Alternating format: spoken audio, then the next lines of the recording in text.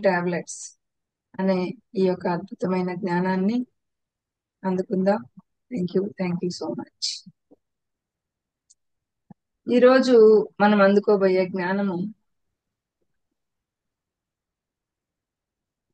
అంటే గత కొన్ని ఎపిసోడ్స్ గా 2 టాబ్లెట్స్ అనే జ్ఞానాన్ని మనం అందుకుంటున్నాం. 2 టాబ్లెట్స్ అంటే జ్ఞాన గుళికలు, విజిటమ్ టాబ్లెట్స్. ఓకే, ఈ యొక్క స్పిరిచువల్ టాబ్లెట్స్ లోని భాగంగా, జ్ఞానంలో భాగంగా 2 టాబ్లెట్స్ లో భాగంగా ఈరోజు వ్యక్తిగత చైతన్యం, సామూహిక చైతన్యం, వ్యక్తిగత చైతన్యం, సామూహిక చైతన్యం గురించి మనము ఈరోజు తెలుసుకోబోతున్నాం మాస్టర్స్. వ్యక్తిగత చైతన్యం అంటే ఏంటి? ఈ శరీరంలో ఉన్నటువంటి ఒక శక్తి సముదాయంతో, మన ఈ శరీరంలో ఉండే ఒక శక్తి సముదాయంతో మన వ్యక్తిగత శక్తి సముదాయంగా మనం ఎలా జీవిస్తూ ఉన్నాం? మన శరీరంలో ఉండే ఒక శక్తి సముదాయం, మన శరీరంలో అద్భుతమైన శక్తి సముదాయం ఉంది. అది ఇక్కడ మనము పర్టికులర్ గా గుర్తు పెట్టుకోవాల్సింది. అందరూ మ్యూట్ చేసుకోండి మాస్టర్స్. సో ఆ వ్యక్తిగత చైతన్యం అన్నప్పుడు ఈ శరీరంలో ఉండే శక్తి సముదాయం, ఒక శక్తి సముదాయం అనేది ఉంది కదా మన శరీరంలో. ఆ శక్తి సముదాయము మన వ్యక్తిగత శక్తి సముదాయంగా మనం జీవనం సాగిస్తూ ఎన్నో పాఠాలు నేర్చుకుంటూ విశేష సాధన చేస్తూ మనము ఈ ప్రయాణాన్ని సాగిస్తూ వస్తూ ఉన్నాం. ఓకే, కొద్ది రోజుల తర్వాత, అంటే ఇప్పుడు ఈ వ్యక్తిగత చైతన్యం అనేది మనకి ఎలా నడుస్తూ వెళ్తూ ఉంటుందంటే, ఓన్లీ వ్యక్తిగత చైతన్యంలో మనం ఉన్నప్పుడు మన కుటుంబము, మన పిల్లలు, మన బంధువులు, స్నేహితులు అలా ఉంటుంది. ప్లస్ మనం ఎప్పుడైతే ఈ ధ్యానంలోకి వస్తామో, ధ్యానంలోకి వచ్చిన తర్వాత కూడా మన వరకు మనం ధ్యానం చేసుకుంటాం. స్టార్టింగ్ లో మన వ్యక్తిగత చైతన్యాన్ని పెంచుకోవటానికి ఆల్రెడీ ఒక శక్తి సముదాయం మన శరీరంలో ఉంది. అందరం కూడా శక్తివంతులమే. బట్ దాన్ని పెంచుకోవడం కోసం మనకి ధ్యానం అనేది దోహదపడుతుంది. ఓకే, అట్లా ధ్యానం దోహదపడటము, ధ్యానంలోకి వచ్చాక మనకి ఆ యొక్క స్వాధ్యాయము, బుక్స్ రీడ్ చేయటము, సజ్జన సాంగత్యము, ఇవన్నీ కూడా మనం వ్యక్తిగతంగా మన వరకు మనము చేసుకుంటూ వెళ్తూ ఉంటాం మాస్టర్స్. చేసుకుంటూ ఆ యొక్క మనకి ఏదన్నా అనారోగ్యాలున్నా, మానసిక ప్రశాంతత లేకపోయినా, ఒక సరిగాని జీవన విధానంలో మనం జీవిస్తున్నా అవన్నీ కూడా మనకి సరిచేయబడతాయి. మనలో ఉండే ప్రతి ఒక్కరిలో కూడా ఒక శక్తి సముదాయం ఉంటుంది. ప్రతి ఒక్కరిలోనూ కొన్ని నెగిటివ్స్ ఉంటాయి, కొన్ని పాజిటివ్స్ ఉంటాయి. అలాగే మనలో ఉండే ఆ నెగిటివ్ ఎనర్జీని అంతా కూడా మనము ఈ ధ్యానం ద్వారా వెలుపలికి పంపేసుకుంటాము. ఒక పూర్తి పాజిటివ్ వ్యక్తిగా మనం తయారవుతాం. సకారాత్మక ఆలోచనలనే చేస్తూ, సకారాత్మక మాటలు మాట్లాడుతూ, సకారాత్మకమైన పనులని కొనసాగించుకుంటూ మన యొక్క భావాలలో కూడా అద్భుతంగా ఆ యొక్క నెగిటివిటీ అనేది లేకుండా మనం భావనలు చేసుకుంటూ, సృష్టి, స్థితి, లయ అన్నీ కూడా మనలోనే ఉన్నాయి, ఎక్కడ బయట ఎక్కడో అవి సృష్టించబడట్లేదు అనేది ఆ వ్యక్తి తెలుసుకుంటాడు. ఓకే, సో కొంతకాలము తను వ్యక్తిగతంగా, తను సొంతంగా తన వరకు తాను ధ్యానం చేసుకుంటాడు, స్వాధ్యాయం చేసుకుంటాడు, బుక్స్ చదువుకుంటాడు, తనను తాను అధ్యయనం చేసుకుంటాడు, సజ్జన సాంగత్యాల్లో పాల్గొంటాడు, పిరమిడ్స్కి వెళ్తాడు, అక్కడ సామూహిక ధ్యానాల్లో పాల్గొంటాడు, పౌర్ణమి ధ్యానాలు చేస్తాడు. ఇలా తను ఏం చేస్తుంటాడు? స్టార్టింగ్ లో వ్యక్తిగత చైతన్యాన్ని పెంచుకోవడం కోసం తను ఒక వ్యక్తి నుంచి ఒక శక్తిగా మారుతాడు. శక్తి ఉంది లోపల, కానీ ఒక మహాశక్తిగా మారుతాడు అతను. ఒక సామూహిక శక్తిగా మారుతాడు. అంటే కొద్ది రోజులు తను వ్యక్తిగతంగా చేసుకుంటూ వచ్చాడు. ఎన్నో పాఠాలు మన జీవనంలో మనము అంటే ఈ జీవిస్తున్న ఈ జీవన పరిణామ క్రమంలో, ఈ జీవన యానంలో ఎన్నో పాఠాలు ఎన్నో పాఠాలు మనం నేర్చుకుంటూ విశేష సాధన చేస్తూ మన జీవన ప్రయాణాన్ని మనం సాగిస్తూ ఉంటాం. ఓకే, అలా సాగిస్తూ సాగిస్తూ కొంతకాలానికి కొన్ని రోజులు సామూహికంగా చైతన్యంగా, అంటే ఒక సామూహిక చైతన్యంగా మనం తయారవుతాం. అంటే సంఘ చైతన్యంగా మనము గుర్తింపబడతాం కొంతకాలం తర్వాత. అంటే ఇక్కడ ఏంటి, సంఘానికి మనము చేయాల్సినది చేస్తూ ఉంటాం. సంఘ అంటే సామూహిక చైతన్యంగా మనం తయారయ్యాక కూడా సంఘానికి చేయాల్సింది మనం చేస్తూ చేస్తూ ఉంటాం. తద్వారా మనము ఏం పొందుతూ ఉంటాం, మన ఈ జీవన ప్రయాణం ఉంది కదా, ఆ ప్రయాణంలో మనం ఆ ప్రయాణాన్ని ముందుకు సాగించే ఆ పయనంలో, జీవన పయనంలో సామూహిక చైతన్యంగా, అటు వ్యక్తిగత చైతన్యంగా, రెండింట్లోనూ కొద్దిపాటి విరామంతో ఒక స్థితిని పొందుతాం. మనం రెండింటిని బ్యాలెన్స్ చేసుకోగలిగిన స్థితిని మనం పొందుతాం. అప్పుడు కూడా మనము క్రమేపీ క్రమేపీ ఇంకొక స్థితికి మనం చేరుకోవాల్సి ఉంటుంది. ఓకే, అంటే ఇక్కడ వ్యక్తిగత చైతన్యం అంటే ఏంటి తెలుసుకున్నాం. తర్వాత మనం స్లోగా 1 by 1 అట్లా చేసుకుంటూ చేసుకుంటూ సామూహిక చైతన్యంగా మనం మారుతాము. ఆ స్థితిని కూడా మళ్ళీ అటు వ్యక్తిగత చైతన్య స్థితిని, ఇటు సామూహిక చైతన్య స్థితిని, రెండింటినీ కూడా బ్యాలెన్స్ చేసుకుంటూ క్రమేపీ మనము ఒక మిడిల్ పాత్ లోకి మనం చేరుకోవాల్సి వస్తుంది మాస్టర్స్. అంటే ఏంటి ఇక్కడ, మన శరీరానికి ఫర్ ఎగ్జాంపుల్ గా మనం తీసుకుంటే అనారోగ్యం అనే భగవంతుడే కదా. అనారోగ్యం వచ్చింది అంటే అది మనకి సరికానిదా? కాదు. మనకి శరీరానికి అనారోగ్యం ఎప్పుడు వస్తుంది, మన యొక్క చైతన్యంలో ఆ శక్తి, ఆ ఎనర్జీస్ బ్లాక్స్ వల్ల మనకి అది ఒక భగవంతుడు మనకి ఒక అలారం ఇస్తాడు.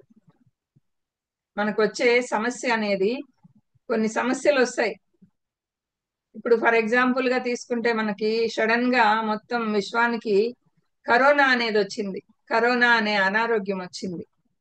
దాన్ని మనము మన ఈ ఆత్మపరంగా, ఆత్మ జ్ఞానంలో మనకి ఏం చెప్తారు, వైద్యపరంగా చూసుకున్నప్పుడు ఆ అనారోగ్యం కూడా ఒక భగవంతుడు అంటారు.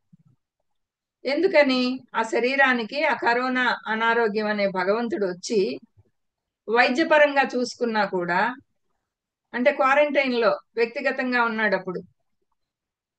అతను అట్లా వచ్చినప్పుడు అతను ఎక్కడున్నాడు, కరోనా వచ్చిన వ్యక్తి క్వారంటైన్ లో ఉన్నాడు. అంటే ఏకాంతంగా ఉండవలసి వస్తుందో, ఇక్కడ మీరు ఈ పాయింట్స్ బాగా అర్థం చేసుకోండి. మన శరీరానికి మనం ఫర్ ఎగ్జాంపుల్ గా చెప్పుకుంటున్నాం, కరోనా అనారోగ్యం అనే ఒక భగవంతుడు, అంటే అనారోగ్యాన్ని కూడా మనం భగవంతుడు అంటున్నాం. అలాగే మనం చూడాలి. ఏమంటే ఆ అలారం భగవంతుడు మనకి అలారం ఇచ్చినట్టు, అది మన శరీరం మీదకి ఒక అనారోగ్యం వచ్చింది అంటే. అట్లా విశ్వం మొత్తానికి కూడా కరోనా అనే అనారోగ్యాన్ని ఆ భగవంతుడు ఆ యొక్క కరోనా రూపంలో కొంతమంది అది వచ్చిన వ్యక్తుల్ని ఏకాంతంగా ఉండవలసి వస్తుంది కదా అక్కడ. దీనిని మనము విశిష్ట ఏకాంత సాధనగా చెప్పుకోవాలి మనం. ఏమంటే ఏకాంతంగా అక్కడ వ్యక్తిగతంగా ఒక్కడే ఉన్నాడు, ఇంకెవ్వరు కలవరు, ఎవరు మాట్లాడరు, క్వారంటైన్ లో ఉన్నాడు. అప్పుడు అతనికి అది ఒక శిక్ష కాదు, ఒక విశేషమైనటువంటి ధ్యాన స్థితిని నెలకొల్పటానికి వచ్చిన అవకాశంగా మనం దాన్ని భావించాలి. ఓకే మాస్టర్స్, అర్థమైందా ఇప్పుడు మీకు? ఇప్పుడు దాన్ని కూడా అక్కడ భగవంతుడు అని ఎందుకు అన్నాము అంటే అందుకనమాట, అది ఒక విశేషమైన శిక్ష కాదు వచ్చిన అనారోగ్యము, అట్లా భావించాలి మనము అనేది మనకి ఈ ఆత్మజ్ఞానంలో చెప్తున్నారు. ఈ 2 టాబ్లెట్స్ లో వ్యక్తిగత చైతన్యం, సామూహిక చైతన్యం మనం ఈరోజు చెప్పుకుంటుండేది. ఈ విశిష్ట ఏకాంత సాధనలో ఏదైతే మనం ప్రయాణించవలసినటువంటి ఆ మార్గం నుండి మనం దూరంగా ఉన్నామో, మనం ఒక ప్రయాణం చేయాల్సింది, ఆ మార్గం నుంచి మనం దూరంగా ఉన్నాం, దానిని మనం సరిదిద్దుకోవాలి అంటే తిరిగి సరిదిద్దుకోవాలి అంటే తిరిగి మనం సంఘంతో ఒక పరిపూర్ణమైనటువంటి ఒక భగవంతునిగా మనం తీర్చిదిద్దుకోవాలి. మనల్ని మనము ఒక పరిపూర్ణమైన భగవంతునిగా తీర్చిదిద్దుకోవాలి అంటే అద్భుతమైనటువంటి శక్తితో మనము ముందుకు వెళ్ళడానికి వచ్చినటువంటి ఆ యొక్క అవకాశంగా మనం దాన్ని గుర్తించాలి. ఓకే, అంటే ఆ కరోనా అనేది రాబట్టి అతను క్వారంటైన్ లో ఉండబట్టి ఒక విశేషమైన ధ్యాన స్థితిని పొందాడు, బాగా అద్భుతంగా ధ్యానం చేసుకున్నాడు, ఒక తనను తాను అద్భుతమైన ఒక శక్తిశాలిగా పెంపొందించుకున్నాడు. ఆ అవకాశం అతను క్వారంటైన్ లో లేకపోతే అతనికి ఉండదు కదా. అందుకని మనం అక్కడ ఆ కరోనా అనే అనారోగ్యాన్ని ఒక భగవంతుడితో పోల్చాం. అంటే అక్కడ ఒక పరిపూర్ణమైనటువంటి భగవంతునిగా అతను, ఆ వ్యక్తి తీర్చిదిద్దబడతాడు. దాన్ని సద్వినియోగం చేసుకుంటే, తన జీవితంలో ముందుకు వెళ్ళటానికి తను ఆ సమయాన్ని సద్వినియోగం చేసుకుంటే అది అతనికి ఒక అవకాశంగా గుర్తించాలి మనం. ఓకే, అంటే విశ్వము మనల్ని కోరుకునే దిశగా, మరి వ్యక్తిగతంగా మన యొక్క ఇచ్ఛా దిశగా ఈ రెండింటిని కలిపి మధ్య మార్గంలో, సరైనటువంటి మార్గంలో వెళ్ళడం. అంటే ఇప్పుడు మనము విశ్వము లోకి మనం ఎందుకు వచ్చాము? ఈ శరీరాన్ని తీసుకొని ఒక మార్గాన్ని ఎంచుకొని నా నా యొక్క జీవిత ధ్యేయం ఇది అని మనం వచ్చాం. దాన్ని మనం సాల్వ్ చేసుకోవటానికి మనకి ఈ మార్గము, ఈ ధ్యాన మార్గంలోకి వచ్చి స్వాధ్యాయము, సజ్జన సాంగత్యము ఇవన్నీ కూడా మనం చేసుకుంటూ, ఇప్పుడు ఆ కరోనా వచ్చింది, ఆ వచ్చినప్పుడు క్వారంటైన్ లో ఉన్నప్పుడు అతను ధ్యాని కాబట్టి ధ్యానం చేసుకుంటూ, స్వాధ్యాయం చేసుకుంటూ, సజ్జన సాంగత్యం చేసుకుంటూ తన యొక్క వ్యక్తిగత చైతన్యాన్ని తను పెంపొందించుకొని, తన జీవిత ధ్యేయాన్ని తెలుసుకొని, అతని ఇచ్చ ఏంటి, ఆ సోల్ యొక్క ఇష్టం ఏంటి, ఆ సోల్ ఎందుకు వచ్చింది ఈ భూమి మీదకి, ఈ రెండింటిని కూడా అతను కలిపి చూసుకుంటాడు. అప్పుడు ఎప్పుడైతే శక్తివంతుడు అవుతాడో అప్పుడు చూసుకుంటాడు తను వ్యక్తిగా ఎంతవరకు చేసుకోవాలి, సామూహిక శక్తిగా ఎంతవరకు చేయాలి. అప్పుడు ఒక అవగాహన వస్తుంది అతనికి. ఎప్పుడు వస్తుంది? తన యొక్క శక్తిని పెంపొందించుకున్నప్పుడు. సో మనం ఇక్కడ ఆ అనారోగ్యాన్ని కూడా ఒక భగవంతుడితో ఎందుకు పోల్చాము అంటే, భగవంతుడు మనతో కూడా ఉండి ఆ యొక్క మనల్ని పెంపొందింప చేయటం కోసము మనము ఇటు మన యొక్క ఇష్టాయిష్టాలని, అటు విశ్వం కోసం చేయాల్సిన పనుల్ని రెండింటినీ కూడా మనం బ్యాలెన్స్ చేసుకుంటూ మనం సరి అయిన మార్గంలో, అంటే ఒకే మార్గం కాదు, మళ్ళీ ఓన్లీ ఆధ్యాత్మికం కాదు, ఓన్లీ ప్రాపంచికం కాదు, ఆధ్యాత్మికాన్ని ప్రాపంచికాన్ని రెండింటినీ కూడా మనము కలుపుకొని మధ్య మార్గంలో ఒక సరైనటువంటి మార్గంలో వెళ్ళడం అంటే జీవించడం. ఓకే, అట్లా జీవిస్తూ ఆ జీవిత ధ్యేయాన్ని అనుసరించి మన జీవన లక్ష్యాన్ని మనము పరిపూర్ణంగా మన జీవిత లక్ష్యం ఏంటి అనని మనం పరిపూర్ణంగా తెలుసుకునే దిశలో అప్పుడు మనకి ఈ యొక్క అవకాశం వచ్చింది. ఆ యొక్క అనారోగ్యం అనే భగవంతుడు మన మీదకి వచ్చాడు. వచ్చింది కాబట్టే నేను ఇప్పుడు మధ్య మార్గంలో ఎలా జీవించాలి, మనం ఆధ్యాత్మికతని కూడి ఎలా జీవించాలో నేర్చుకున్నాను అనే ఒక ఆ రియలైజేషన్ అనేది ఆ వ్యక్తికి కలగద్ది. ఓకే. అంటే గాడి తప్పినప్పుడు మన శరీరం మీదకి అనారోగ్యం అనే భగవంతుణ్ణి మనమే ఆహ్వానిస్తూ ఉంటాం. ఎప్పుడు? గాడి తప్పినప్పుడు. గాడి తప్పటం అంటే ఏంది? నువ్వు సరైన జీవన విధానంలో లేకపోవడం. అంటే మనకి అనారోగ్యం వచ్చిందాకా మనకు అర్థం కాదు. వైరాగ్యం అనేది మనకి పొందిందాకా మనకు అర్థం కాదు. కష్టాలు ఎక్కువైపోవాలి, అనారోగ్యాలు ఎక్కువైపోవాలి. అప్పుడు అప్పుడు మనకి వైరాగ్యం వస్తుంది. అసలు ఏంటి ఇదంతా అనే ఆలోచన అప్పుడు కలుగుతుంది. భగవంతుడా ఏంటి నాకు ఇది అనని అప్పుడు మనం భగవంతుణ్ణి ప్రార్థిస్తాం. ఆ భగవంతుణ్ణి అప్పుడు ఆహ్వానిస్తాం మనం. ఏంటి నా పరిస్థితి ఇలా అయింది. మరి అదే కదా. ఇప్పుడు ఫర్ ఎగ్జాంపుల్ గా నన్నే తీసుకున్నారనుకోండి. నా యొక్క ఎక్స్పీరియన్స్ మీరు వినున్నారు కదా. ఏంటి ఇదంతా అన్నప్పుడు ఈ యొక్క ధ్యాన స్థితిలోకి 40 సంవత్సరాల నుంచి అమ్మవారితో ఆ పూజలు పునస్కారాలు ధ్యానం ఈ జపాలు అన్ని కంప్లీట్ చేసుకునేసాను కాబట్టి నెక్స్ట్ ధ్యాన స్థితిలోకి రావాల్సి ఉంది కాబట్టి నా నా శరీరం మీదకి ఆ అనారోగ్యం వచ్చింది. బ్యాక్ అంతా స్ట్రక్ అయిపోవటం, ఆ విధంగా బెడ్ మీద ఉండాల్సి వచ్చింది. ఉండిన తర్వాతే కదా జ్ఞానోదయం అయింది. ఏంటి ఇదంతా అసలు, ఎందుకు వచ్చాం నేను, ఏంది ఇదంతా అనే ఒక వైరాగ్యం వచ్చింది. వద్దు, ఈ సంసారం వద్దు, ఇది వద్దు, అసలు ఇంత బాధలు పడతా ఈ శరీరం ఇంక వద్దు, ఏ క్షణమైనా నన్ను తీసుకెళ్ళిపోమ్మా అనని అమ్మవారిని ప్రార్థించే స్థితికి వెళ్ళిపోయాం. ఎందుకంటే ఆ శారీరకంగా మానసికంగా ఆ యొక్క బాధను భరించలేక అప్పుడు ఆ శరీరం మీదకి అనారోగ్యం, ఆ శరీరం మీదకి వచ్చిన అనారోగ్యం పెరిగిపోయినప్పుడు మనం అట్లే వైరాగ్యంలోకి వెళ్ళిపోతాం. ఆ వైరాగ్యం నుంచి మనకి ఎప్పుడైతే ధ్యాన స్థితి, ధ్యానం అనేది పరిచయం అవుతుందో అప్పుడు అర్థమవుతుంది మనకి. ఓ, నాకు ఇందుక ఈ అనారోగ్యం వచ్చింది, ఇందుక నేను ఒక పట్టాన్ని నేను ఈ ఈ ఆధ్యాత్మికంతో కలిపి జీవించట్లేదు కాబట్టి. అంటే ఆధ్యాత్మికం అంటే ఐ మీన్ టు సే భక్తి మార్గం కూడా ఒక ఆధ్యాత్మిక మార్గమే.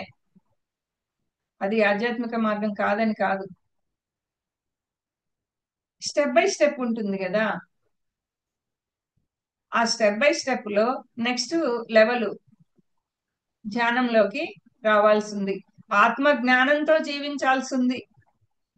సో నేను ఆత్మ జ్ఞానంతో అప్పుడు జీవించకుండా ఓన్లీ ఆ యొక్క ఈ సంసారంలోనే పడి కొట్టుకుంటూ ఉన్నాం కాబట్టి ఆత్మ జ్ఞానం అనే ఆ జ్ఞానాన్ని ఇవ్వటానికి ఆ యొక్క భగవంతుడు అనారోగ్యం అనే దాన్ని మన బాడీ మీదకి తీసుకొచ్చాడు. అంటే ఆ భగవంతుడిని ఫస్ట్ మనమే ప్రార్థిస్తాం, అప్పుడు మన మీదకి ఆ భగవంతుడు వచ్చినట్టు లెక్క.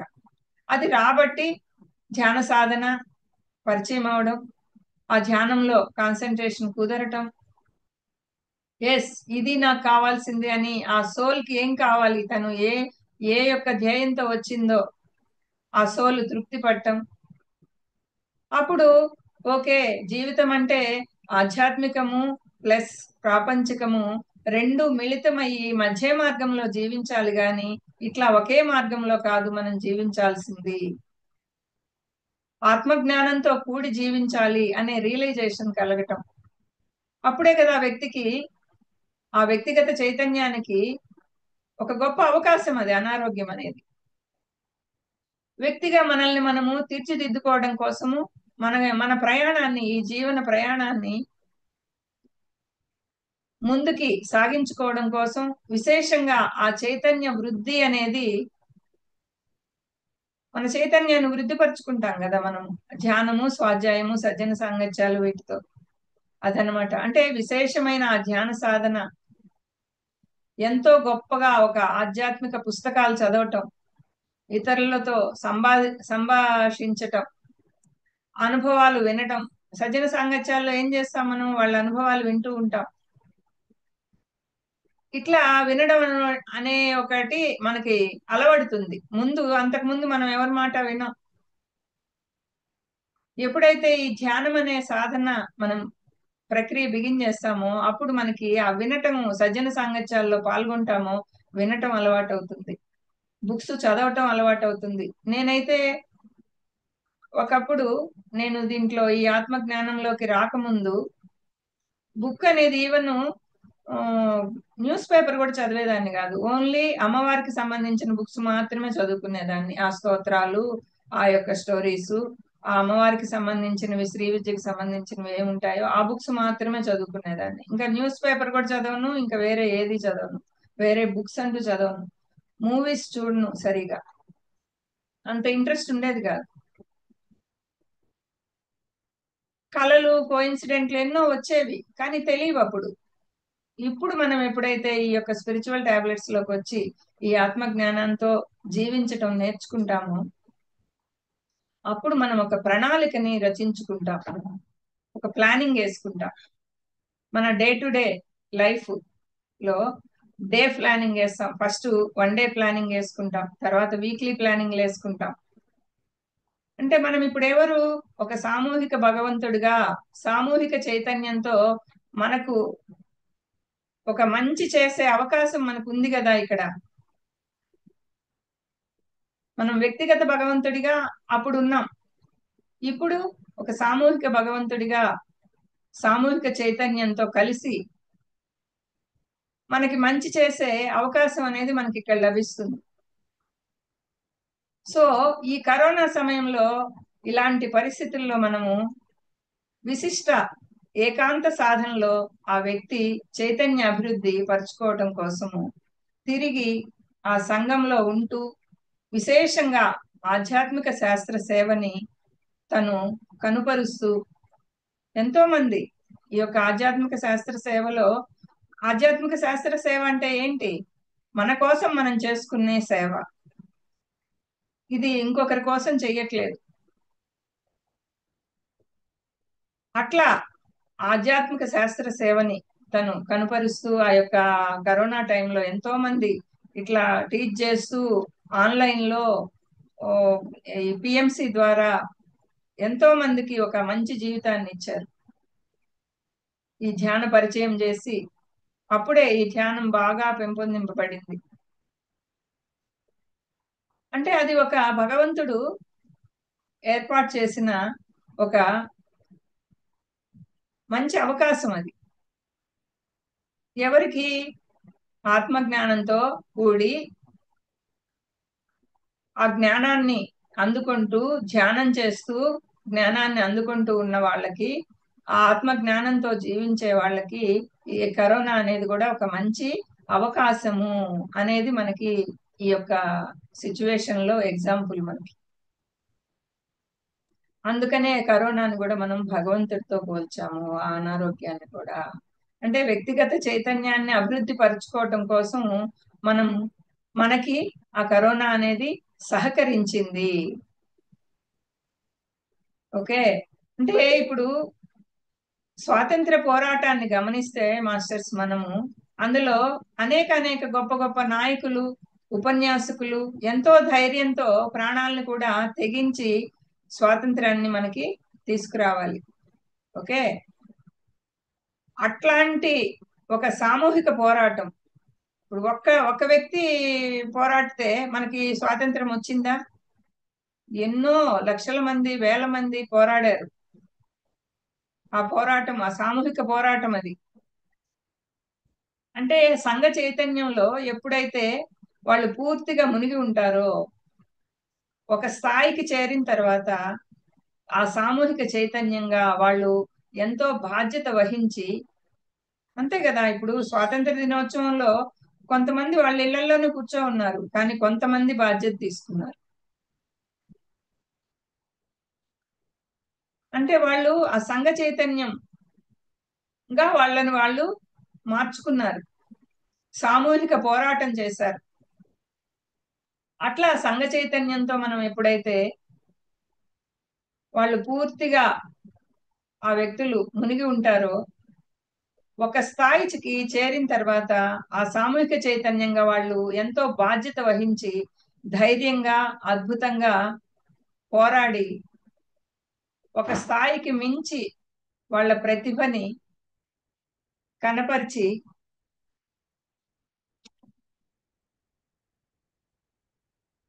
తర్వాత ప్రకృతి ఏం చేసింది, ఒకేసారి తిరిగి మళ్ళీ వ్యక్తిగత చైతన్యంలోకి నెట్టేస్తుంది. ఫస్ట్ ఏమో సామూహిక చైతన్యంలోకి నెట్టబడతాడు ఆ వ్యక్తి.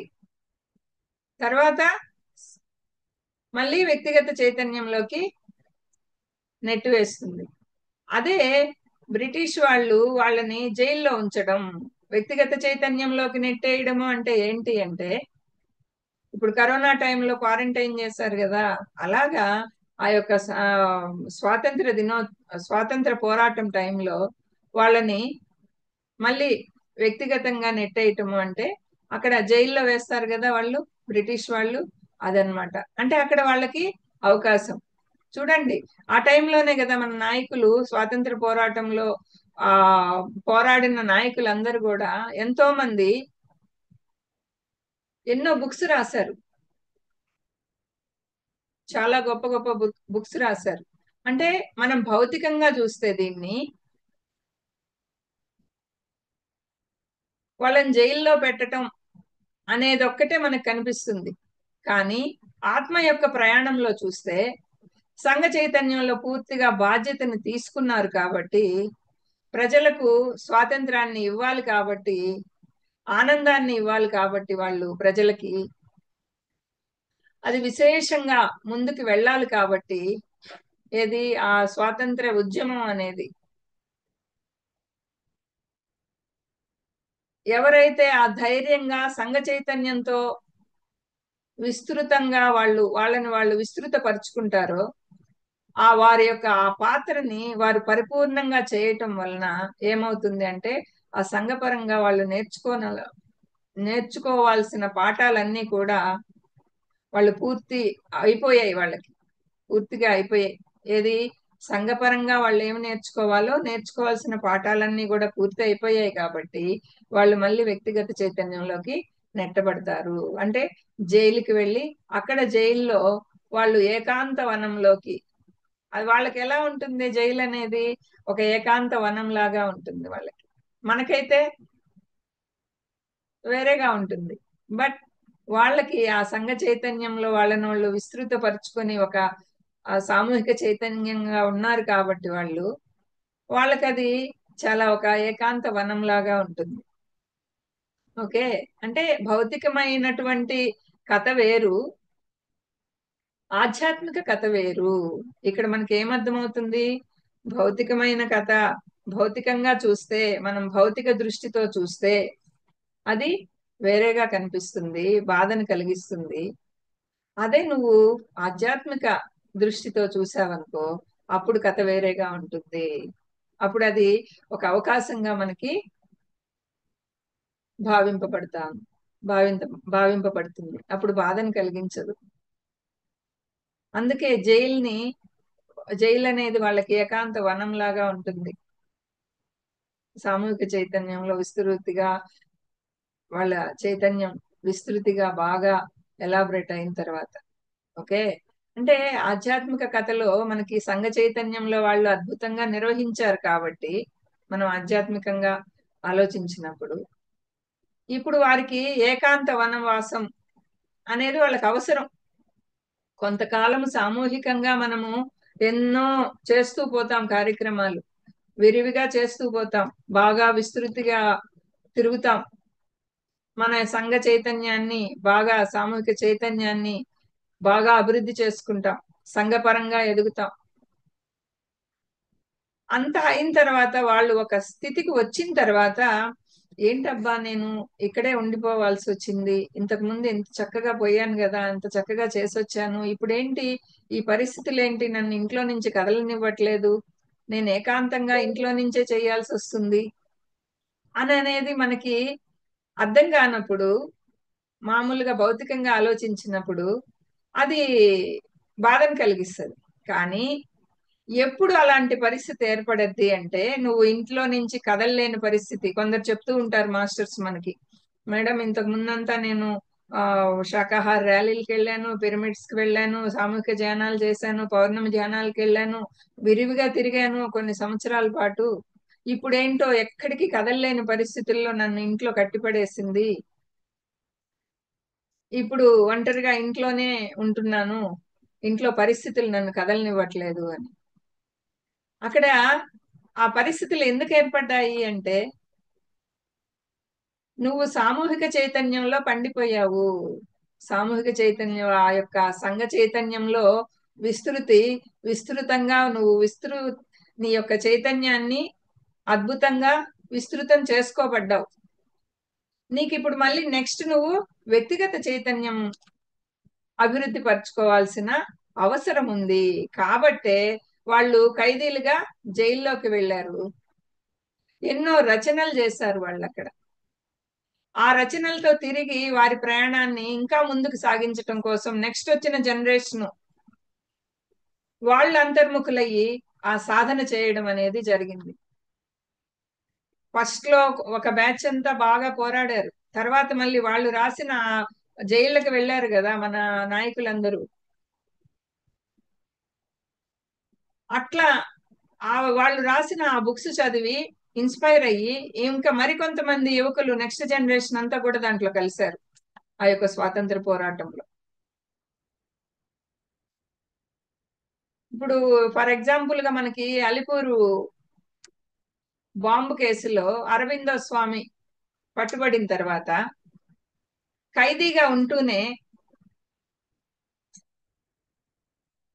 తన టేల్స్ ఆఫ్ ప్రిజన్ అనే life, the the tales of prison life, sorry first తప్పొచ్చింది, the tales of prison life అనే ఒక అద్భుతమైన పుస్తకాన్ని రాశారు ఆయన.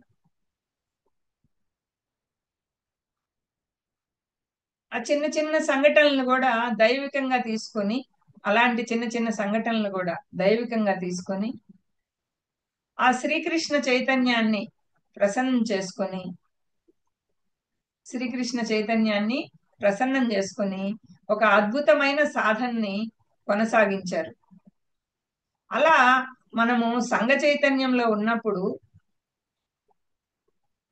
పోరాటం, దాని ద్వారా మళ్ళీ ధైర్య సాహసాలు అన్న ఒక గొప్ప గుణాన్ని మనం సంతరించుకుంటే, పోరాటం చేసేటప్పుడు ధైర్య సాహసాలనే ఒక గొప్ప గుణాన్ని మనం సంతరించుకుంటాం.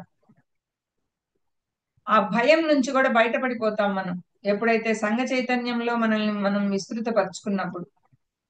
ఆ బాధ్యత అనే దాన్ని మనము పూర్తిగా గుర్తెరిగి వ్యవహరించారు వాళ్ళు.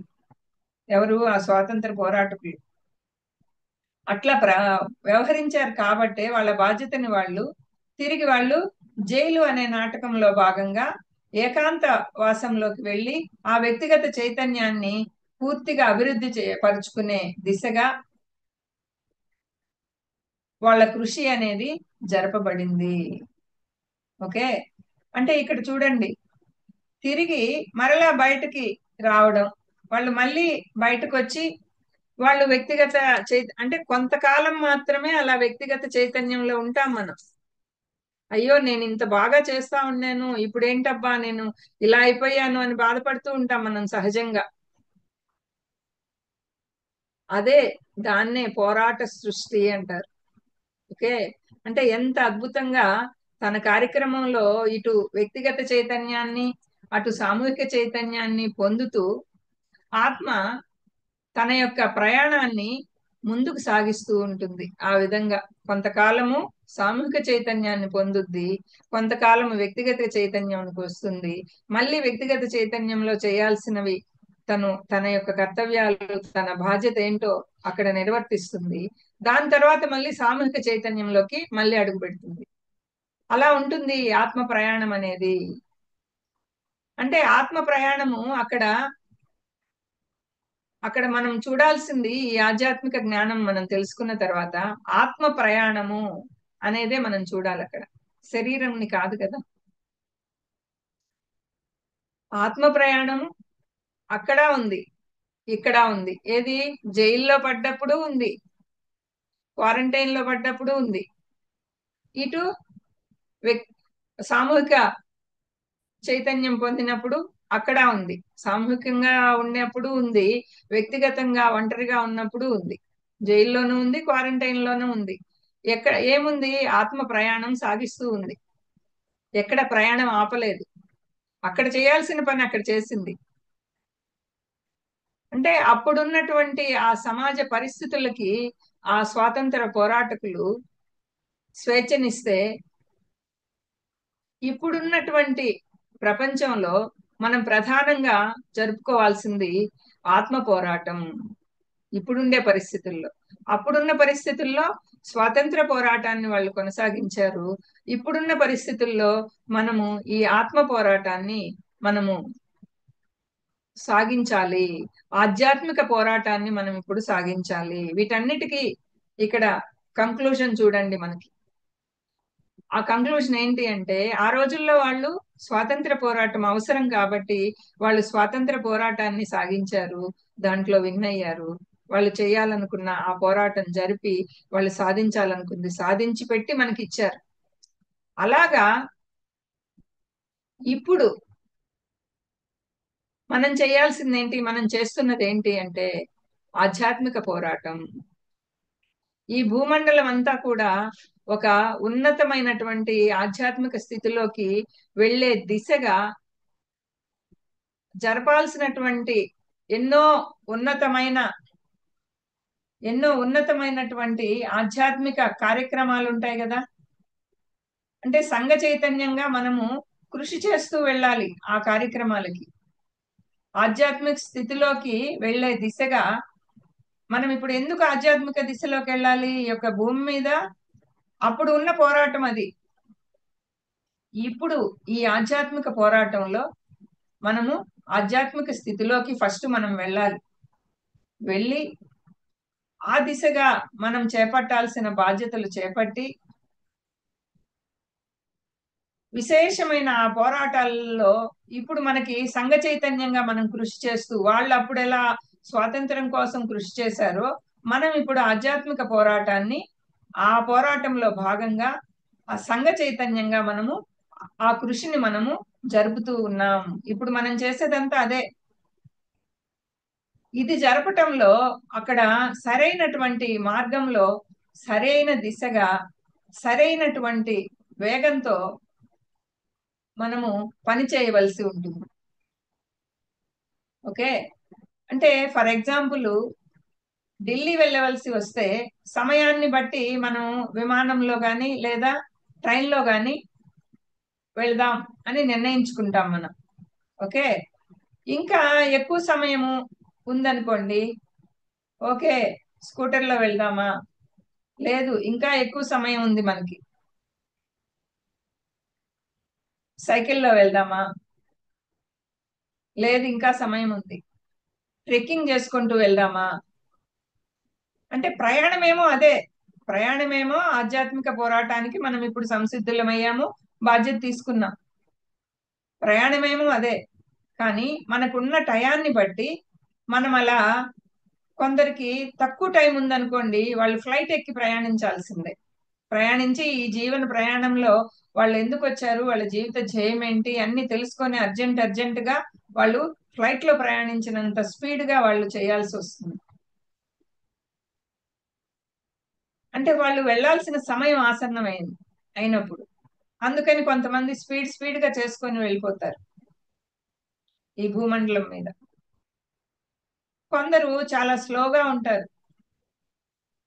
వాళ్ళకి ఇంకా టైం ఉండొచ్చు, ఇంకా కొన్ని జన్మలు ఉండొచ్చు. ఆ విధంగా ఇప్పుడు ఒకరు అట్లా చేస్తున్నారు అంటే వాళ్ళకి టైం లేదు, వీళ్ళు ఇంత తక్కువగా చేస్తున్నారు అంటే వాళ్ళలాగా మనం చేయలేకపోయామని మనము దీంట్లోకి వెళ్ళిపోకుండా మనకి ఈ యొక్క సబ్జెక్ట్ లో మనకి తెలియజేది ఏంటి అంటే, ఢిల్లీకి వెళ్ళడానికి వస్తే ఆ సమయాన్ని బట్టి, అంటే ఎగ్జాంపుల్ గా అన్నమాట, ఆ సమయాన్ని బట్టి ఎంత సమయం ఉంది మన దగ్గర, ఆ సమయాన్ని బట్టి నువ్వు విమానంలో వెళ్ళాలన్నా, ట్రైన్ లో వెళ్ళాలన్నా, బైక్ లో వెళ్ళాలన్నా, సైకిల్లో వెళ్ళాలన్నా, లేదు నడుచుకుంటూ ట్రెక్కింగ్ చేసుకుంటూ వెళ్ళాలన్నా, ఆ వేగం అనేది మారిపోతూ ఉంటుంది. ఓకే. అంటే ఏ మహమ్మారి దేవుడు భూమి ఆనందంగా ముందుకు వెళ్ళాలి, వెళ్ళనివ్వాలి భూమిని, ఒక మహమ్మారి మనకి వచ్చింది అంటే ఆ మహమ్మారి లేనప్పుడు భూమి ముందుకు ఇంకా సాగాల్సి ఉండింది అక్కడ. భూమి ఆనందంగా ముందుకి వెళ్తున్నప్పుడు మనం చేసేటటువంటి ఆ సంఘపరమైన కార్యక్రమాలు ఒక వేగంతో వెళ్తే ఒక రకంగా ఉంటాయి. ఓకే. ఒక వేగంతో వెళ్ళామనుకో మనం ఒక సమయానికి చేరుకుంటాం. ఆ భూమి మీద ఆ పరిస్థితులకు ఆ ప్రతి ఒక్క ధ్యాని కూడా ఎంతో బాధ్యత వహించాలి అక్కడ భూమి మీద ఉండే పరిస్థితులను బట్టి. అంటే ఇప్పుడు ఇక్కడ ఒకప్పుడు కరోనా ఉండింది, కరోనా మహమ్మారి ఉండింది భూమి మీద. కాబట్టి చాలా స్పీడ్ గా ఫ్లైట్ లో పరిగెత్తినట్టుగా పని చేయాల్సి వచ్చింది మన యొక్క ఈ ఆధ్యాత్మిక పోరాటాన్ని. ఫ్లైట్ లో వెళ్ళినంత స్పీడ్ గా ఆధ్యాత్మిక పోరాటం చేయాల్సి వచ్చింది, చెయ్యాలి అలాంటప్పుడు. ఏది? ఆ కరోనా అనే మహమ్మారి భూమి మీద ఉంది కాబట్టి. బట్ ఏ మహమ్మారి లేనప్పుడు భూమి ఆనందంగా ముందుకెళ్తుంది కదా. ఆ ఆ ఆనందంగా భూమి మీద ఏ మహమ్మారి లేకుండా భూమి ఆనందంగా ముందుకు వెళ్తూ ఉన్నప్పుడు ఈ యొక్క ప్రకృతి, ఈ యొక్క భూమి, ఆ మనం చేసే ఆ సంఘపరమైనటువంటి కార్యక్రమాలు ఉన్నాయి కదా, అది ఒక వేగంతో వెళ్తే ఇప్పుడున్నటువంటి భూమి పరిస్థితులకి ప్రతి ఒక్క దాన్ని కూడా ఎంతో బాధ్యత వహించాలి మనం ఒక వేగంతో వెళ్తూ. అంటే అక్కడ ఉన్న పరిస్థితులను బట్టి ఆ వేగాన్ని మనము నిర్ణయించుకోవాలి. దీన్నే మనము కొంతమంది ప్రయాణం మనకి నా ఆధ్యాత్మిక ప్రయాణం సరిగా సాగట్లేదు అని అనుకొని బాధపడుతూ ఉన్న వాళ్ళకి కూడా ఇది వర్తిస్తుంది. నీకు ఇంకా టైం ఉంది కాబట్టి అది ఇంకా నిదానంగా సాగుతూ ఉంది. ఓకే. వాళ్ళు గత జన్మలే ఎక్కువగా తీసేసుకొని ఎక్కువ జన్మల్లో వాళ్ళు ఎక్కువ అనుభవాలను పొందేసి వాళ్ళు ఒక స్థితికి ఆల్రెడీ గత జన్మల్లో వచ్చున్నారు కాబట్టి ఇప్పుడు వాళ్ళు ఫ్లైట్ లాగా దూసుకోపోగలుగుతున్నారు. దాన్ని మనం ఆ విధంగా కూడా మనము ఈ ఎగ్జాంపుల్ ని తీసుకోవచ్చు మాస్టర్స్. అదే విధంగా భూమి మీద ఏ మహమ్మారి లేనప్పుడు ఆ భూమి అనేది ఆనందంగా తన యొక్క ప్రయాణాన్ని సాగిస్తూ ఉంటుంది. అదే ఏదన్నా ఒక మహమ్మారి భూమి మీదకి వచ్చినప్పుడు ఆ ప్రయాణము చాలా ఫ్లైట్ కంటే వేగంగా సాగుతూ పోతూ ఉంటుంది. అంటే భూమి ఆ పరిస్థితులకి ప్రతి ఒక్క ధ్యాని కూడా, మనం ధ్యానులం కదా, ధ్యానం చేసే ప్రతి వ్యక్తి ధ్యాని. ఆ ధ్యాని కూడా ఎంతో బాధ్యత వహించాల్సి వస్తుంది ఎప్పుడు ఏదన్నా మహమ్మారి ఉంటే. ఇప్పుడున్న పరిస్థితుల్లో మన ప్రణాళిక అనేది తప్పక మారే ఉంటుంది మాస్టర్స్. ఎందుకని అంటే దాన్ని సరిగ్గా మనం అర్థం చేసుకోలేనప్పుడు ఈ విశిష్ట ఏకాంత సాధన లేదా వ్యక్తిగత సాధనలో ఉండవలసినటువంటి అవసరాన్ని, ఆ యొక్క శరీరం మీదకి వచ్చినటువంటి అనారోగ్యం అనే ఆ భగవంతుణ్ణి మనం తెచ్చుకుంటాం కదా. అలా తెచ్చుకున్నప్పుడు ఆ సమయంలో మనం చేయవలసింది, నేను ప్రయాణిస్తున్నటువంటి మార్గం గాని, నేను వెళ్తున్నటువంటి దిశా నిర్దేశం గాని, ఇవన్నీ కూడా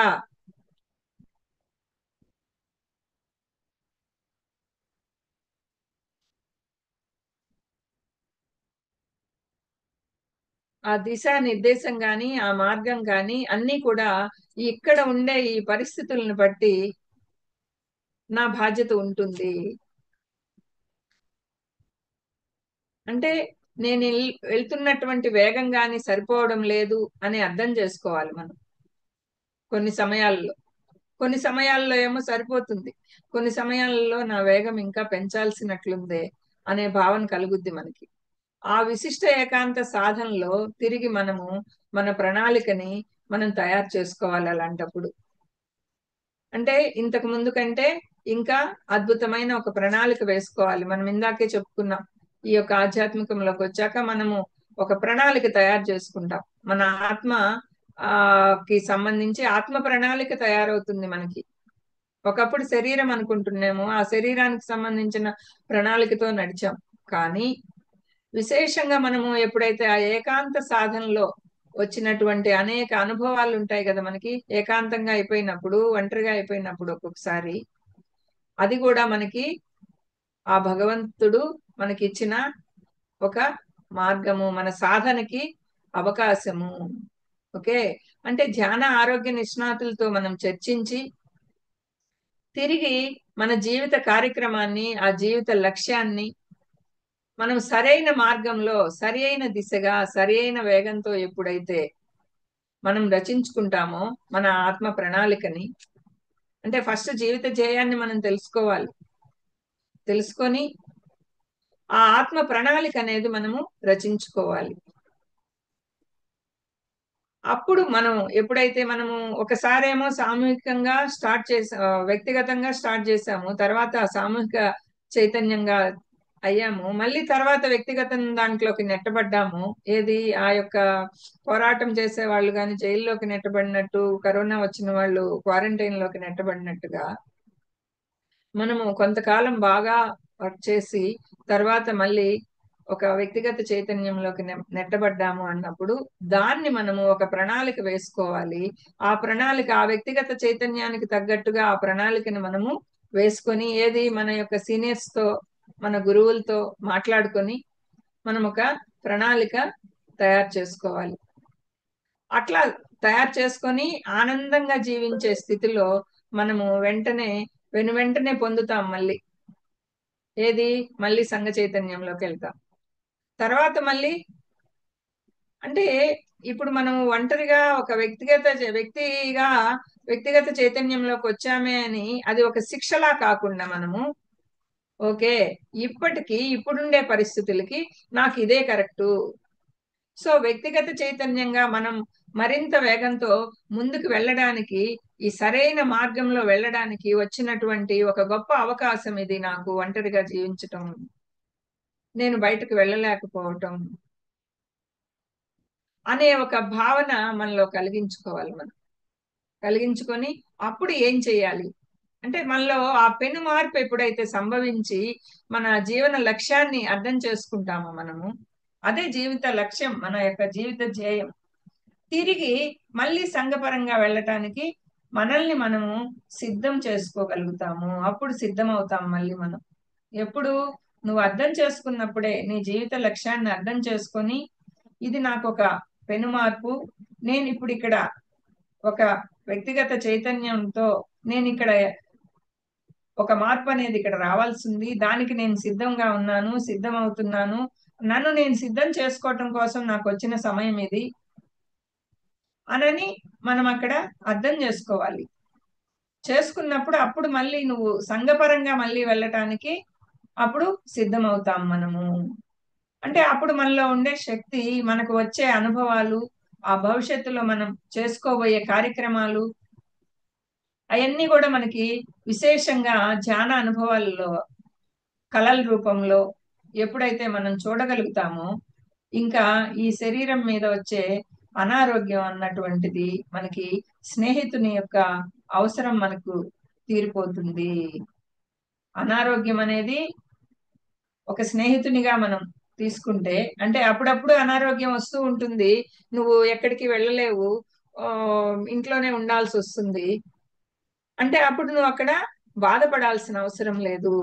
దాన్ని, ఆ అనారోగ్యాన్ని ఒక స్నేహితుడిగా భావించి నువ్వు ఆ టైంలో నువ్వు ఎలాంటి ప్లానింగ్ చేసుకోవాలి, ఏ బుక్స్ చదవాలి, నిన్ను నువ్వు ఎలా డెవలప్ చేసుకోవాలి, ఒక మార్పు నీలో, నీకొచ్చే ఆ కళలన్నీ కూడా నోట్ చేసుకొని, వచ్చే అనుభవాలను నోట్ చేసుకొని, ఆ యొక్క గురువులతోనో సీనియర్స్ తోనో మాట్లాడుకొని దాని యొక్క అర్థాలు నీకు తెలియకపోతే, అప్పుడు నీకు ఒక అనారోగ్యం వచ్చి నువ్వు ఒంటరిగా ఉండిపోయావు ఇంట్లో, ఇంతకు ముందులాగా బయటకు వెళ్ళలేకపోతున్నావు. సామూహికంగా సంఘ చైతన్యంలో నీ చేయాలనుకున్న వర్కులు చేయలేకపోతున్నావు.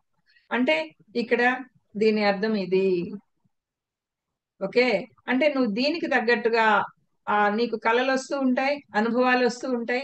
వాటిల్ని నువ్వు ఏంటి, దీని అర్థం ఏంటి, దాని అర్థం ఏంటి అనని వాటికి తగ్గట్టుగా నీకు నువ్వు ప్రణాళిక రచించుకోవాలి. రచించుకొని వచ్చిన అనారోగ్యాన్ని గాని, వచ్చిన వ్యక్తిగత చైతన్యంతో నువ్వు అట్లా ఉండిపోవాల్సి వచ్చినప్పుడు ఆటోమేటిక్ గా నువ్వు అక్కడ దాన్ని ఒక స్నేహితుడిలాగా తీసుకొని ఆ అవకాశాన్ని అక్కడ నీ అవసరం, వ్యక్తిగతంగా నీ అవసరం అక్కడ ఉన్నంత కాలం నువ్వు అక్కడ ఒంటరిగా ఉంటావు. అక్కడ మళ్ళీ నీకు వ్యక్తిగత చైతన్యంగా నువ్వు అక్కడ చేయాల్సిన పనంతా కూడా అయిపోయింది అంటే మళ్ళీ అప్పుడు ఆటోమేటిక్ గా అంటే వ్యక్తిగత చైతన్యంగా మరి సంఘ చైతన్యంగా మనం తెలుసుకునే ఈ యొక్క ఆత్మ యొక్క విశేషమైన ప్రయాణంలో ఇప్పుడున్నటువంటి ఈ సంఘంలో జరిగే సంఘటనల్ని ఈ యొక్క అనారోగ్యపు స్నేహితుడిగా మనము ఏకాంత విశేష సేవని మనము బాహ్యంగా అర్థం చేసుకుంటూ వస్తూ ఉంటాం. ఓకే.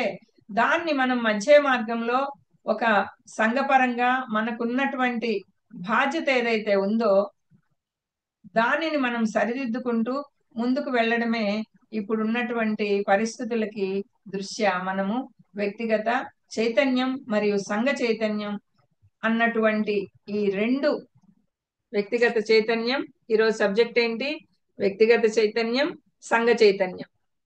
ఈ వ్యక్తిగత చైతన్యం సంఘ చైతన్యం అనే ఈ రెండు టాబ్లెట్లు అనే అంశాన్ని అద్భుతంగా మనం అర్థం చేసుకున్నాం. ఓకే. అంటే మన జీవితంలో కూడా అనేక సందర్భాల్లో మనము వ్యక్తిగా ఉండవలసి వస్తుంది, సామూహికంగా కూడా ఉండవలసి వస్తుంది. అలా మనము మన ఆత్మ ముందుకు ప్రయాణిస్తూ ఉంటూ ఉంది. కొన్నిసార్లు సామూహికంగా ఉండాలి, కొన్నిసార్లు వ్యక్తిగతంగా ఉండాలి. ఇదంతా కూడా ఆత్మ ప్రయాణమే, ఇదంతా కూడా సోల్ డిజైనే. ఏ రకంగా ఎప్పుడైనా ఎక్కడైనా కూడా మనం ఏకాంతంగా ఉండవలసి వస్తే ఆ సమయాన్ని విశేష సాధనకి మనం ఉపయోగించుకోవాలి. ఓకే. అంటే దాంట్లో మనము ఇంకొక ఉదాహరణ గాని తీసుకుంటే ఒక గొప్ప ఆధ్యాత్మిక వ్యక్తి ఉన్నాడు అనుకోండి. అతను గొప్ప ధ్యాని. మన ఆధ్యాత్మిక శాస్త్ర సేవ చేసే వ్యక్తి ఒకసారి వ్యాపారంలో తన తప్పు లేకుండా ఒక ఖైదీ జీవితాన్ని సుమారుగా 40 రోజులు అనుభవించవలసి వచ్చింది. ఓకే.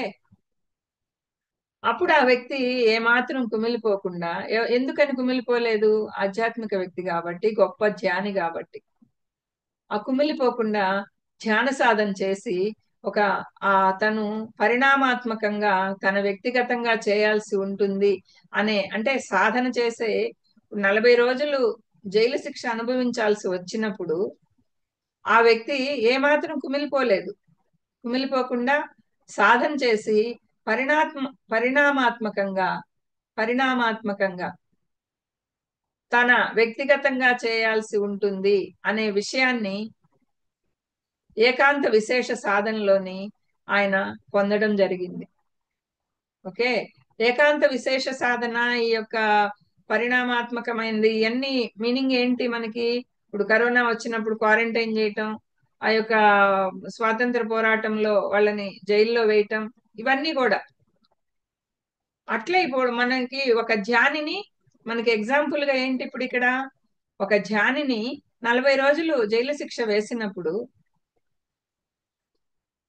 అతను విపరీతంగా సాధన చేసుకుంటూ ఏకాంత విశేష సాధనలో ఆయన అద్భుతమైన పరిణామాత్మక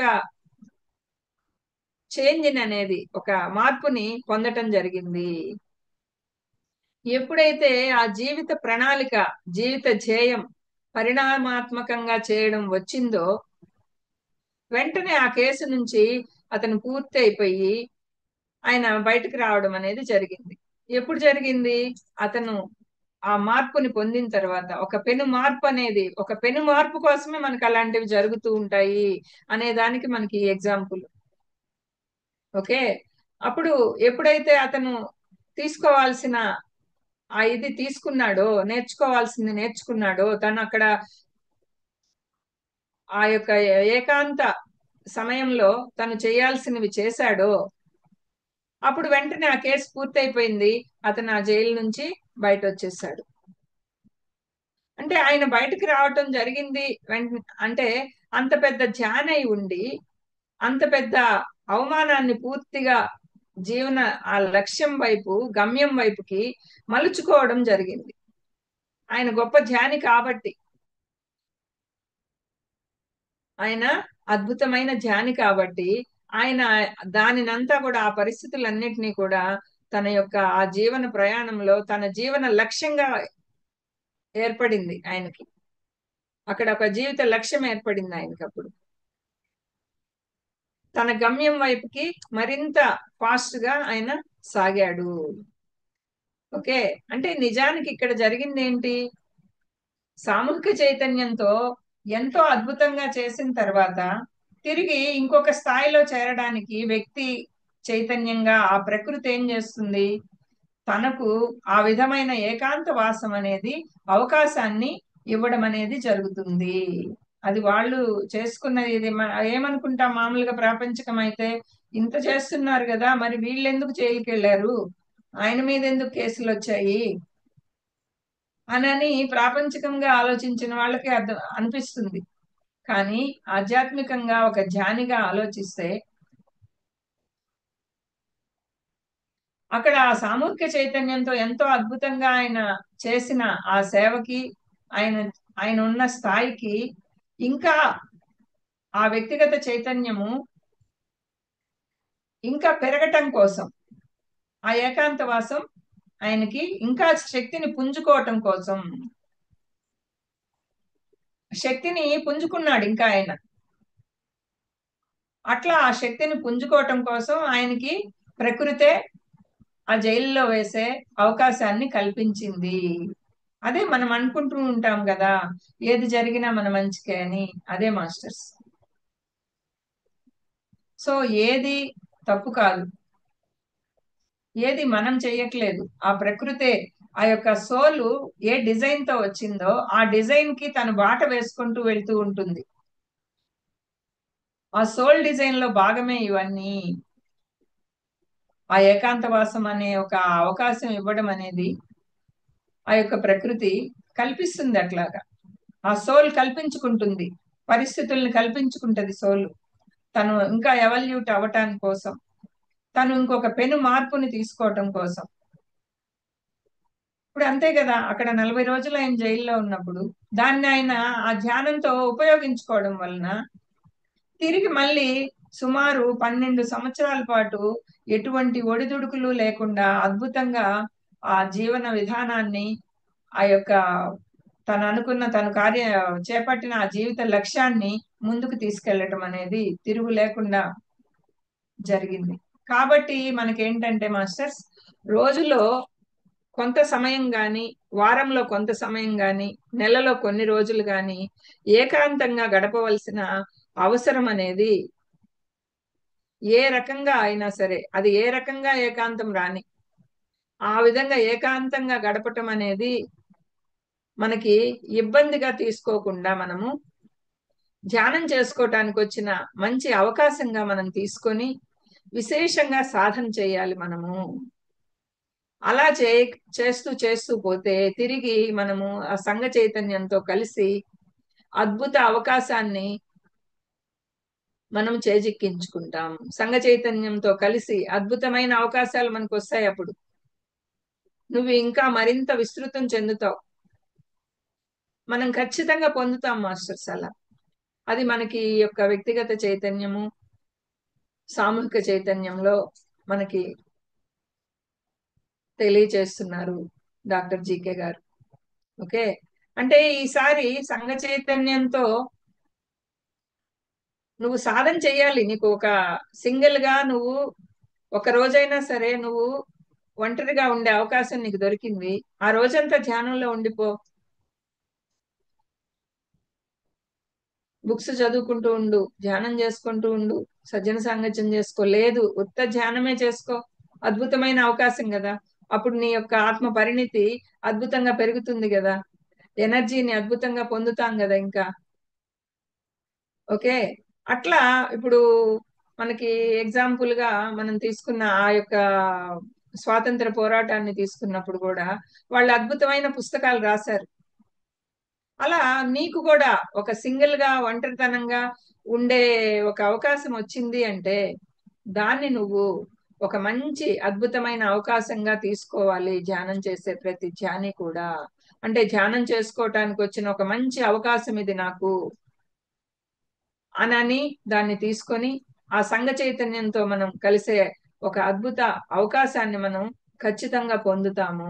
నువ్వు ఎప్పుడైతే ఆ వ్యక్తిగత చైతన్యంలో ఉంటూ ఉంటావో తర్వాత నువ్వు పొందేదేంటి, సంఘపరమైన ఆ సంఘ చైతన్యంతో కలిసే ఒక మంచి అద్భుత అవకాశాన్ని నువ్వు పొందుతావు. ఓకే. అంటే ఈసారి సంఘ చైతన్యంతో ఒక ఉత్తేజకరమైన కరమైనటువంటి ఇంకా అద్భుతమైన ఒక, అంటే ఆ వాతావరణం పూర్తిగా అర్థమైనటువంటి పరిస్థితుల్లో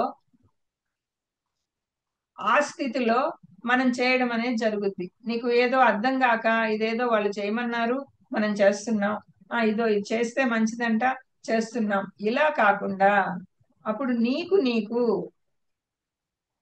ఒక ఉత్తేజకరమైనటువంటి వాతావరణం అనేది ఏర్పడుతుంది. అంటే నీకు నీకే అర్థమవుతుంది నువ్వేం చెయ్యాలి, ఎలా చేసుకొని వెళ్ళాలి. నువ్వు ఈ సంఘ చైతన్యంతో నిన్ను నువ్వు విస్తృతి పరచుకోవాలి ఈ సంఘంలో అంటే ఆ విస్తృతానికి నువ్వేం చేయాలి అనేది ఒకరు నీకు చెప్పక్కర్లేదు. అప్పుడు మనకి ఎంతో మంది చూసాం మనం, ఒకరు చెప్పబడలేదు, వాళ్ళు విన్నదాన్ని చూసిన దాన్ని బట్టి వాళ్ళు ధ్యాన స్థితిని బట్టి వాళ్లే ఒక సెంటర్స్ ఏర్పాటు చేసుకోవటం, దీన్ని ఇట్లా కాకుండా ఇంకొక రకంగా ఇలా తీసుకెళ్దామని తీసుకెళ్లటం, ఎవరికి తోచిన విధంగా, అంటే వాళ్ళ యొక్క చైతన్య విస్తృతి ఆ స్థితిని బట్టి వాళ్ళకే పూర్తి ఒక అవగాహన వచ్చేస్తది ఏం చెయ్యాలి ఎలా చేసుకెళ్ళాలి. అప్పుడు ఏ గురువుతో వాళ్ళకి అవసరం ఉండదు, ఏ సీనియర్ తోనూ వాళ్ళకి అవసరం ఉండదు. సో అట్లా మనము ఒక అర్థమైన స్థితిలో మనం చేయటం అనేది జరుగుద్ది. అర్థం కాని స్థితిలో కాకుండా ఆ సంఘ చైతన్యంలో ఒక ఉత్తేజకరమైనటువంటి వాతావరణంలో పూర్తిగా అర్థమైన స్థితిలో మనము చేసుకోవటం అనేది జరుగుతూ ఉంటుంది. కాబట్టి ఏ రకంగా ఎవరికి విశిష్ట ఏకాంత సాధన చేయవలసిన అవసరం ఏర్పడినా దానిని ఒక జీవిత కార్యక్రమాన్ని గుణప్రధానంగా తీసుకోవాలి. మనం పరిమాణాత్మకంగా మార్పు చేసుకోవాలి దాన్ని. ఇదే మనము ఈ యొక్క వ్యక్తిగత చైతన్యం సామూహిక చైతన్యం నుంచి మనం నేర్చుకోవాల్సింది. ఓకే. అంటే మన యొక్క ఆ జీవిత ధ్యేయాల్లో భాగంగానే మనం ఆ వ్యక్తిగతంగా మనము ఇంకా సాధన చేసి మనం తయారవ్వాల్సింది. అందుకోసం మనకి అది సింగిల్ గా ఉండే అవకాశం మనకి వచ్చింది. నువ్వు ఇంకొంచెం ధ్యాన స్థితిని పెంచుకోవాల్సిన అవసరం ఉంది, అందుకే నీకు ఆ స్థితి వచ్చింది. మళ్ళీ నువ్వు ధ్యానం చేస్తున్నాను అన్ని చేస్తున్నాను కానీ నాకు ఈ నొప్పులు తగ్గలేదు అంటే మరింత ధ్యానం చేస్తావు కదా. నీకు ఆ నొప్పులు ఏమి లేవనుకో అప్పుడు నువ్వు ధ్యానాన్ని పక్కన పెట్టేస్తావు, ఇంకా ఇతర వాటిల మీద వెళ్ళిపోతావు. అదే నీవు నేను ఎట్లాగైనా సరే ఈ ధ్యానం ద్వారా అంతమంది అన్ని తగ్గించుకున్నారు, నేనెందుకు తగ్గించుకోలేననే ఒక పట్టుదలతో నువ్వు మరింత ధ్యాన సాధన చేసుకుంటా వెళ్ళావనుకో అక్కడ ఆటోమేటిక్ గా పరిమాణాత్మకంగా నువ్వు చేయగలిగిన స్థితికి నువ్వు చేరుకుంటావు. గుణప్రధానంగా పరిమాణాత్మకంగా ఆ మార్పు చేసుకోవాలి మనల్ని మనం. ఇదే మనము ఈ యొక్క వ్యక్తిగత చైతన్యం సామూహిక చైతన్యం నుండి మనం నేర్చుకోవాల్సింది మాస్టర్స్. అంటే మనము ఒక టైంలో వ్యక్తిగత చైతన్యంలోకి వెళ్తూ ఉంటాం, ఇంకొక టైంలో సామూహిక చైతన్యంలోకి వెళ్తూ ఉంటాం. దాని నుంచి దీనికి దీని నుంచి దానికి మార్పు చెందుతూనే ఉంటాం. అప్పుడు మనము ఏ స్థితిలో ఉన్నాము మనల్ని మనం గుర్తించుకొని ఆ స్థితిని కూడా మనం ఆస్వాదిస్తూ మన యొక్క ఆత్మ పరిణామాన్ని ఆ యొక్క ఆ ప్రణాళికని ఆత్మ ప్రణాళికలో భాగమేనిది. ఇది వేరే కాదు.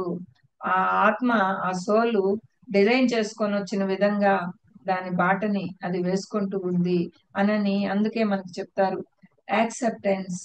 ఎవ్రీ సిచ్యువేషన్ ని యాక్సెప్ట్ చేయండి. కానీ చాలా కష్టం అది. అదేం నాట్ సో ఈజీ మాస్టర్స్.